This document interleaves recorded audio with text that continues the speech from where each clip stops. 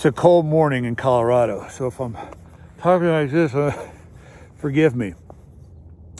Will we change the relationship, the conversation changes with our listener, to our listeners? Last week I shared briefly about my experience. It's just stayed with me with a deaf man. And I never thought I would have to give the note of slowing down to a man who could not hear. And of course, the same things that made him speed up, sign really, really fast with the fury. Even though we were getting great stuff out of him, just this manic, and getting him to a place to slow down and to listen. And the whole day, our whole time together was a radical listening exercise. But the fear that he experienced is no different than any witness, and it's, how am I being judged? How are they seeing me? How are they going to see me? And this guy had spent his whole life not being seen. The only one who saw him, who could see him, who believed in him, and saw through his fear and his social anxiety and struggles with sexuality and so many things that this man struggled with throughout his life, was his father.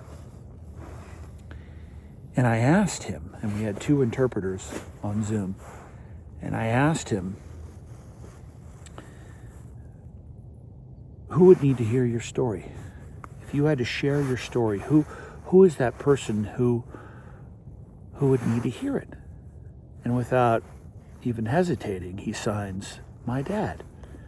I said, why? Why your dad? Because he says, I want to show him that I could do it, that I could do this on my own. I can be independent, or a lot more.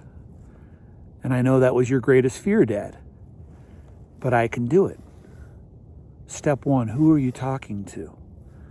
The man who cannot hear. The deaf man. Who am I talking to? I'm talking to my dad.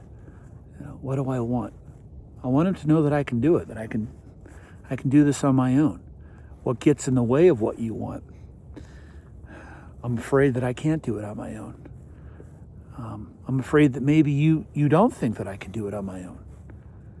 And what changes, or what could change in the fantasy conversation, is that by the end of what I've shared, you're that's my boy. You can do it on your own. And so this is the conversation. And so we rehearsed that conversation. And we saw a completely different person who slowed down. More than just slowed down. Who deeply connected to his role in front of his listeners, who were not 12 jurors anymore. They were his dad.